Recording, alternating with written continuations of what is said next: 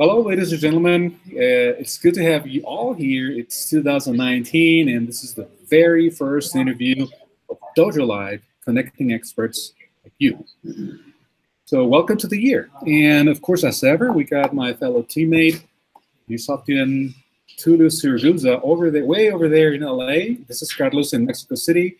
Tulio, welcome to 2019 and everything that's going to bring us, right? Yeah, well, a warm, happy 2019 for sure. Indeed, indeed.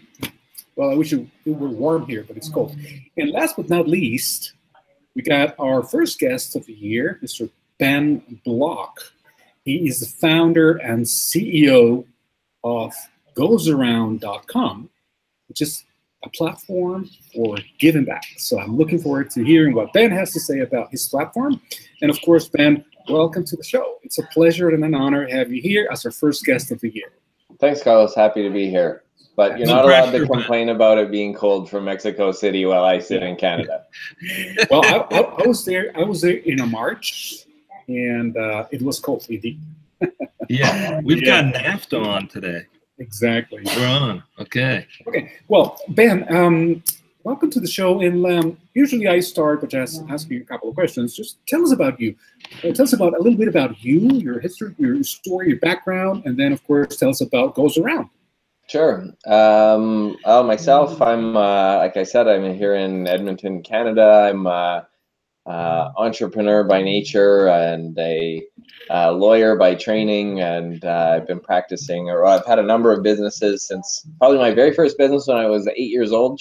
I set up a bookstore on the sidewalk, and I've had a whole bunch of different undertakings along the way, and I won a student entrepreneurship award as I made my way along. But while I was in law school, I started a print and design company and started getting into web design and development, which was sort of my first taste of internet business. But as I finished law school, I realized there's no real way I was going to be able to still run that business. We had 8 employees at that time, but it still needed a lot of my attention, and I had to make a decision. So I sold that company and started my legal career, but it didn't take very long for my entrepreneur itch to come up again, and I was looking for opportunities, and was luckily working at a very supportive firm at the time when I had this idea for Goes Around that really just sort of is a combination of my desire to help and do things that matter that I think a lot of people have,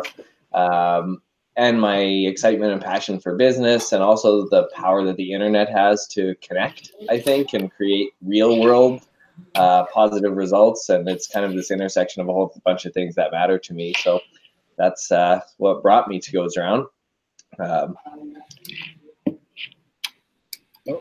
Thank you so much, Ben.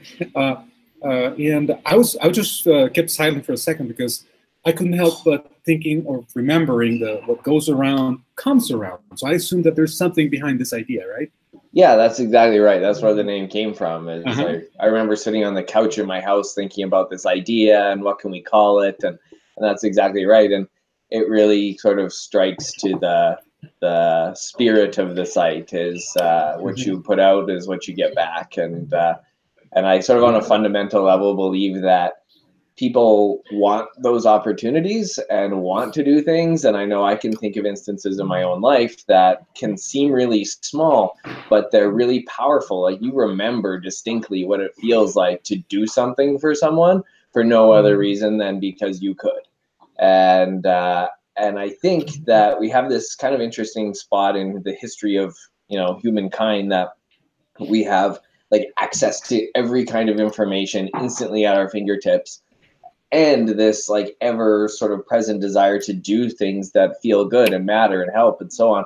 But for some reason, I don't think those two have fully connected yet, that technology hasn't fully sort of facilitated our desire to do good things with personalized opportunities to do that in ways that actually work for us and that we want to do and can do. And we kind of have this like information overload at the same time that we get asked and we hear about problems. We turn on Netflix and there's like an unlimited number of documentaries that tell us about all these horrible things going on in the world, and they make us hurt and they make us feel powerless sometimes, or we turn on the news and I hear people say, I don't even watch the news because it's too depressing. Well, that's depressing itself. And I think we should better connect people, not with just problems that I can't do anything about, but things that I can't, like I say, can do, want to do, I'm capable of doing. And that's really what Goes Around is all about. And when people do that, I think when you put that positive karma out there, it will come back. Excellent. Thank you so much for elaborating on that a little bit. Now, before I pass on the mic to my teammate, Tulio, tell us about, I'd like to ask you about your chosen topic of the day, which is, let's see, today your chosen topic is using tech to grow by doing good. Now, how to unlock the ROI of social contribution through better measurement and management of those acts. So tell us about that. Why did you choose this particular topic? And what do you want to say to us about this? Well, it sort of builds on what I was just talking about, is that I think all of those personal traits we see in business more than ever. Social contribution, social branding, cause marketing, this sorts of things are just growing all the time, driven by market forces like consumer price tolerances and employee preferences, that kind of thing, are pushing businesses to want to do this kind of stuff and really, frankly, have to do this kind of stuff. But especially in mid and smaller sized companies, they don't necessarily bridge the gap between the action, the contribution, and the awareness, and out of that comes the ROI that I was talking about. So I think there's a really big opportunity in that for mid and smaller companies to sort of better capitalize on the good stuff they might already be doing. And that's what I hope to talk about. Cool, Ben. Excellent. I find it always super useful to ask about the business model, because that really spells out what the company is focused on. Can you give us a little bit of the flavor of the business model? Is this a for-profit, non-profit? How do you make money at this? And can you give us a little background on your targeted customers? A little bit around that, if you could. Yeah, sure. That's probably one of our most common questions. Like, people are like, "Oh, cool, nice idea, Ben. How do you make any money on people doing good stuff?" So yeah, there's a huge free component to what we're doing. Obviously, we don't charge individuals anything to be involved. We have a big feature set for charities, a CRM, volunteer recruitment and recognition, a whole bunch of tools that's totally free for them as well. That's our way of giving back. But how do we actually make money? Is essentially a SaaS model to businesses. It's priced according to the size of the company, and we provide companies with tools to better manage employee volunteerism, encourage that, promote that, manage it, donations, grant making. For example, a lot of companies get hit up for donations or sponsorships all the time. We have tools for them to better receive those, to vet them, to decide what they're going to support and make those decisions in more of a data-driven way rather than a, yeah, sure, I guess you asked me at a good time sort of way. And then gather sort of reporting data and so on, or metrics out of all that kind of activity. So that suite of tools is priced on a SaaS model to companies. So how are companies managing that today? I know there's companies that have social responsibility initiative, some contribute a percentage of the employees' time that they can go and dedicate to social good causes, including time off, etc. I'm not particularly sure how they're managing that today. What's typical today, and how is this different? And how does this solve a problem potentially?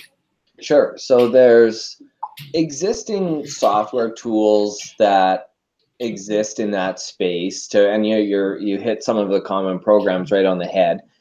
What exists out there is, can I say inferior? That's a little braggy, but in that it operates in a very siloed way, first of all. It's an internal software tool that the employee doesn't really have a lot of sense of ownership over, whereas we use a LinkedIn sort of approach that every employee has their own profile and a record of what they've contributed, that if they leave the company, they don't lose it. And why does the company care? Well, they ultimately want the employees to participate, and giving them some sense of ownership over their contributions, I think, endows them with that.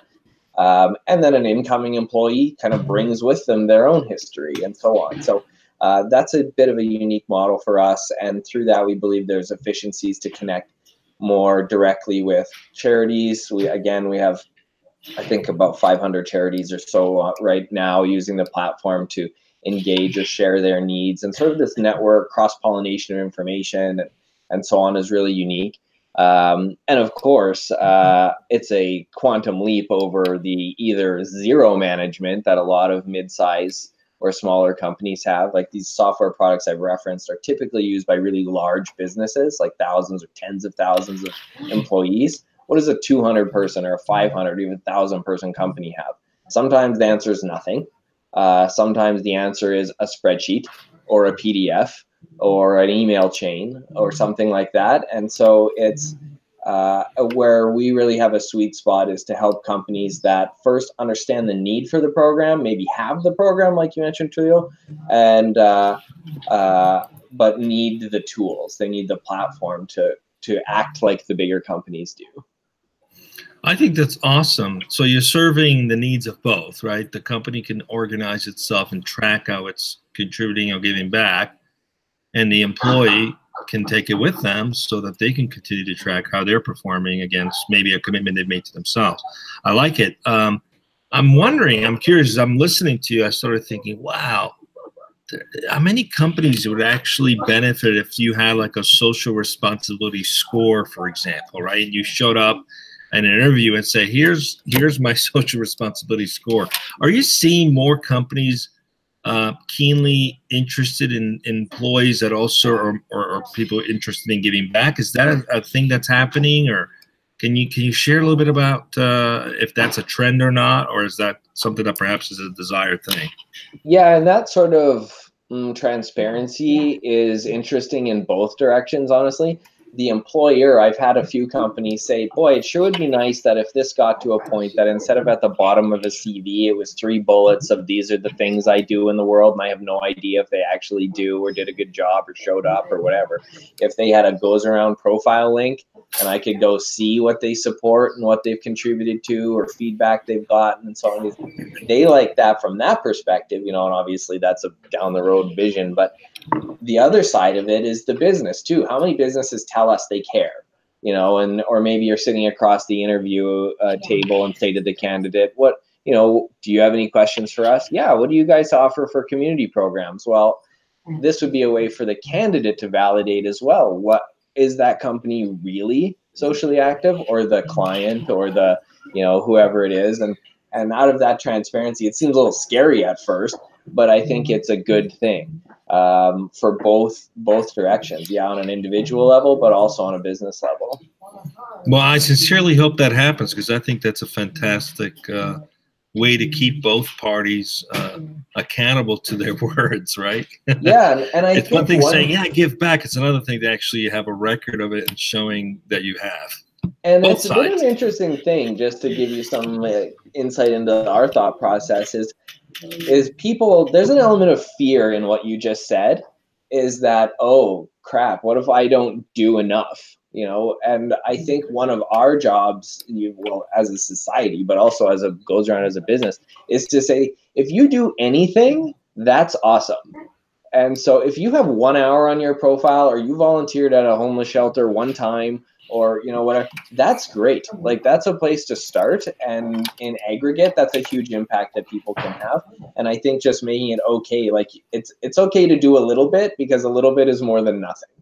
And you should share that little bit, because it encourages your friend to do a little bit, and that rolls down the line, and big great things happen by a collection of small actions. Like, what is that? There's a quote that I will ruin to that effect, but that the sum of all of these little actions is much more powerful than people sitting afraid, feeling like I need to change the world myself, or I should do nothing. Well, it's an interesting observation, because there's been studies that suggest companies who actively give back and people who actively give back tend to be more successful than those who don't. And it's almost becoming sort of like you know, if you don't read books, you're doing yourself a disservice. If you're not participating actively in doing something outside of yourself or someone else, you're doing yourself a disservice as well. I can see, I'm seeing a trend that's changing. What are you finding as the biggest challenge in terms of adoption? You mentioned some of the fear in terms of what if I don't do enough, but what else are you seeing out there that you see as a hurdle that needs to be overcome? Yeah, I think for us, well, there's been a few things. Like, quite frankly, I had to get over the fact that just doing good things isn't necessarily enough to get people to do something new. We're all busy, and what we've had to ask ourselves is, how do we allow people to engage with the things that they already care about or they already want to support? So we're not perceived as, you know, you have to, before you, or after you get home from work, you pick your kid up, you make dinner, you tie all this. Oh, and by the way, you got to go volunteer now too. We need to, what we're working towards is helping people say, this is a place to go, whether it's just to get informed about the things you care about. We've started to integrate cause-based news. So you tell me I care about education, homelessness, and animals. Well, in the same newsfeed, and this actually isn't even live yet, you're going to see volunteer opportunities, fundraising opportunities, and stuff we're already doing, but also just news about the causes you care about, for you to stay connected to those. And then ideally start to ask people, okay, well, record things or capture things that you're volunteering already. You volunteer your kid's school, well, let's record that and capture that. Let's invite your school to participate for free so they can communicate their needs to the parents through Goes Around in an efficient, sort of intelligent, targeted way.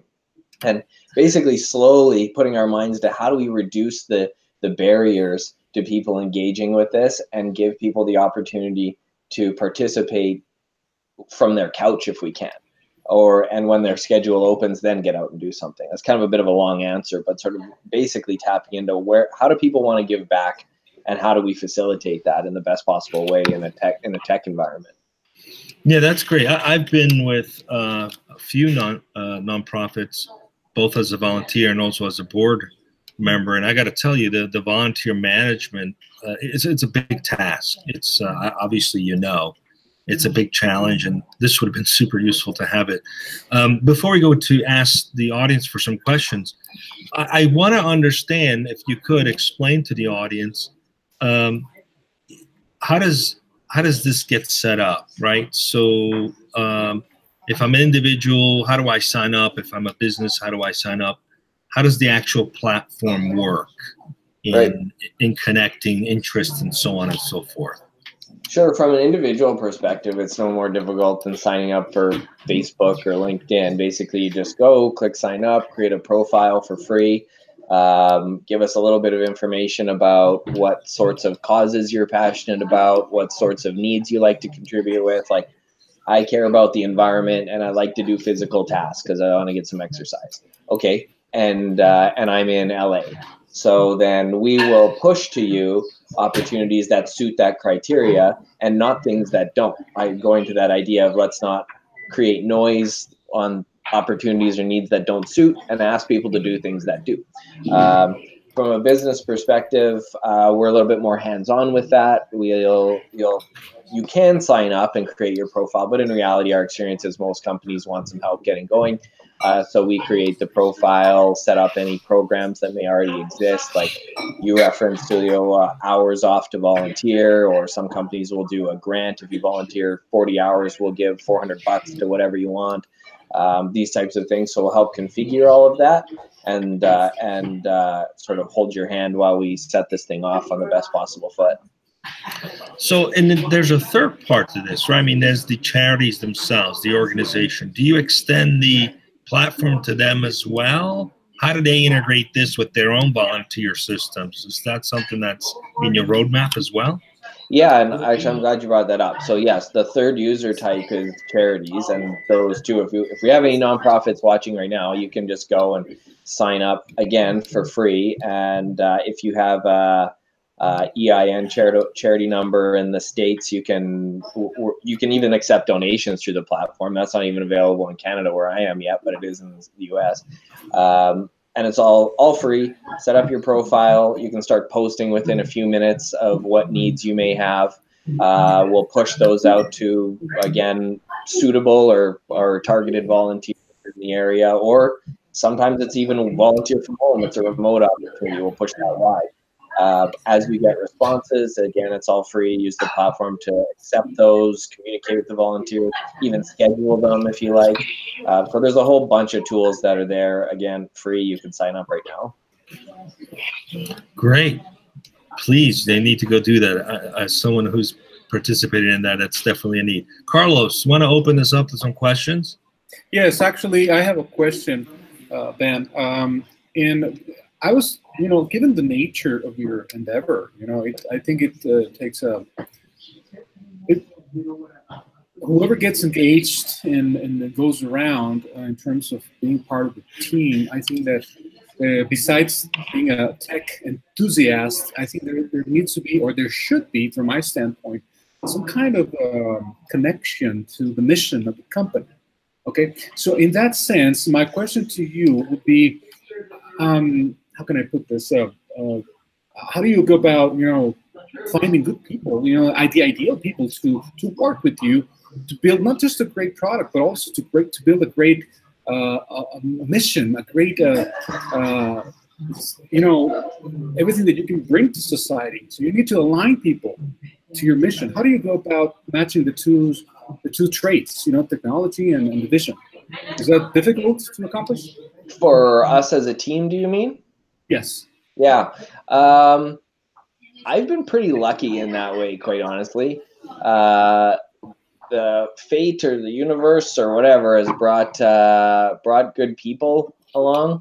And one of the advantages of a sort of social enterprise or a social tech idea like ours is people want to be a part of it.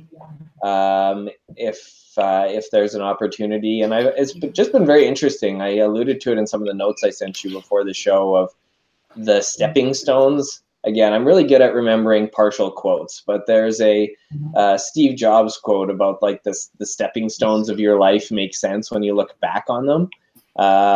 And that's very true for this. And I've been lucky enough just in my travels to meet people that become part of our team. Like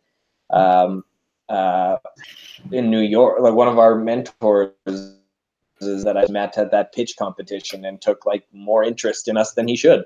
And when I went to New York, I met both a writer who would feature us in Forbes and an accountant who just loves this so much he became a salesperson for us just because he wants it to spread. And one of our angel investors is a judge and met our UI designer in a coffee shop in Vancouver, and she just loved it. Like I've just been lucky in that way. And you can sense pretty quickly if somebody gets it and it resonates with them and they believe agree this is an important and potentially powerful idea, they get on board with it. Thank you so much, Ben. And that's Tulio, we are a few minutes away from wrapping up. As usually, time goes by really fast. So I'd like to pass on the mic back to you for wrapping up, and then for final questions, if any. Yeah, if anybody has any question that's watching, just go on Twitter on DojoLIVE. Of course. And just submit them. We're watching those, and we can submit questions to Ben on that as well. Ben, this is look, you're a lawyer by trade, and you could have chosen any given career, any given profession.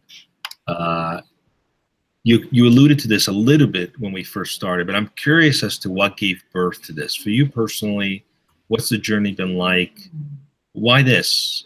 What was that moment? It's like, I want to go do this. I mean, it's a very noble thing you're doing, but I'm curious as to what gave birth to this idea and why this drives you personally to do it. Yeah, it really just came out of my, I think, own experience. Oh yes, I remember. Like I've had so many sort of intersections with the idea. Sometimes it's so hard to pinpoint what was the first. But actually, it was when I was working as a lawyer, and or at the firm I was at the time. I decided, okay, I used to be a really active volunteer while I was in school, and I did a lot, and that's easy when you're in university.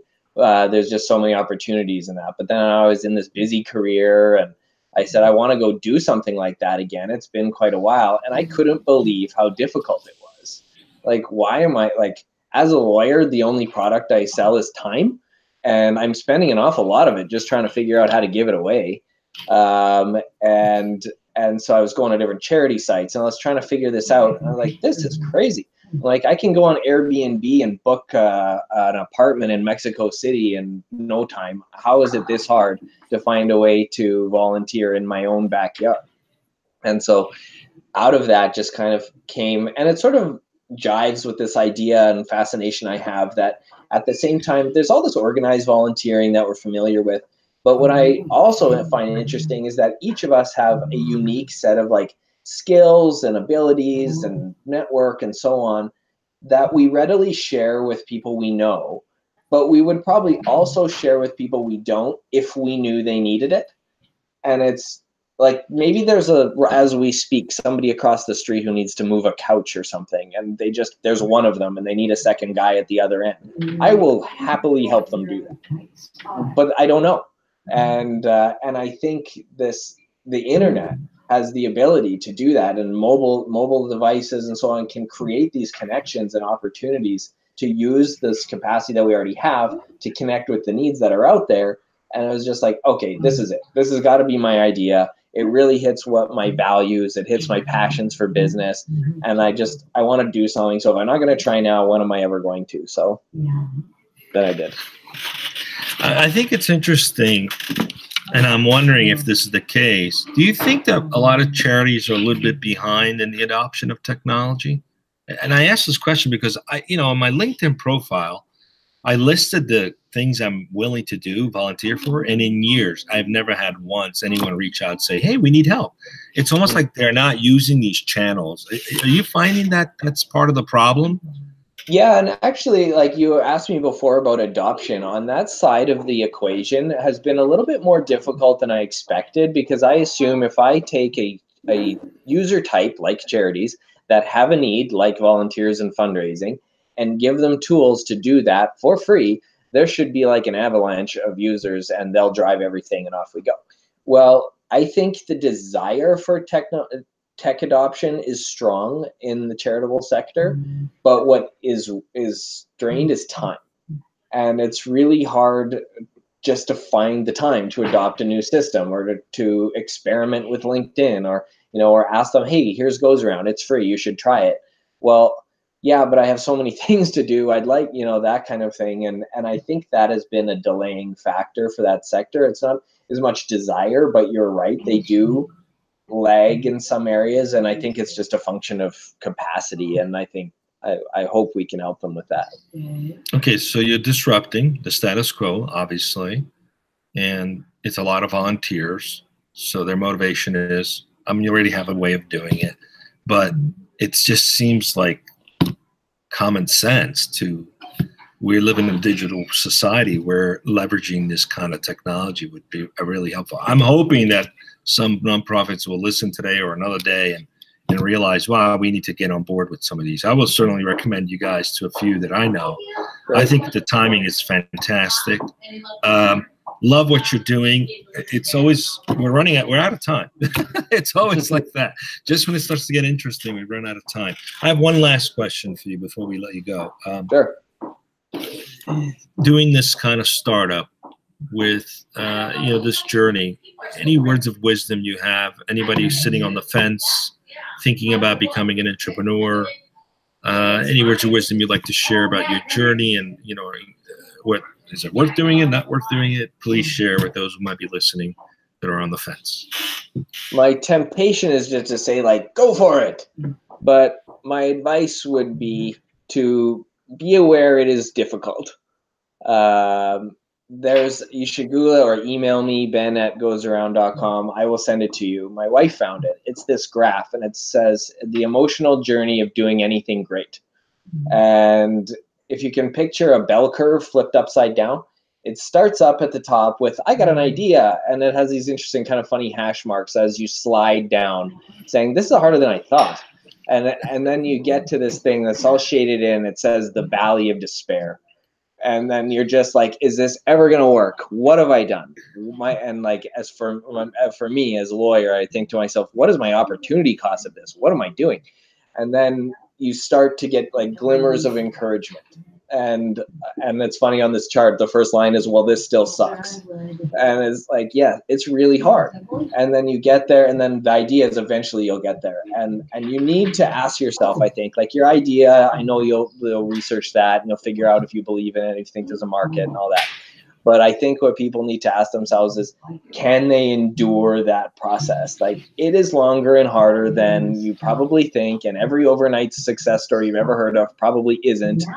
And so, like, strap in for that, prepare yourself for that, expect it, and then I think you'll be able to get through it more I guess with the strength and the endurance you need and the persistence and so on. But be aware that the journey is not an easy one. Don't let that stop you, but know it. Invaluable lessons and wisdom. Thank you for sharing that with us. Thanks for joining us today. Loved it. Please let people know where they can sign up, and they could also check the landing page here. It goes around. I'm going to definitely sign up myself. I love the concept and the idea, and I encourage everyone to do the same, and wish you much success in this endeavor. Tulio, one quick announcement before we go is about next week. We have another great interview right here on Dojo Live, same day, same time. We're going to be speaking with Jonathan Chow, the founder and CEO of BToken, which is a platform for, and I quote, the future of home sharing. So, yeah, I know it's a different vertical in space, but that's what we're going to be. Who we're going to be chatting with next week. Jonathan Chow, CEO of BToken, the future of home sharing. Is this that community home guy? Yes, the one that that's a cool topic. I'm looking forward to that. Sure. All right. So, well, I'm sorry, Ben. Well, the only thing left for me to do is just thank you. Big time, and we're going to be in touch, and I'm going to encourage you to stick around for a minute when we go off the air. And of course, for the audience, again, thank you for having watched this episode of Dojo Live, connecting experts like you. See you next time, next week. Have a great one, everyone.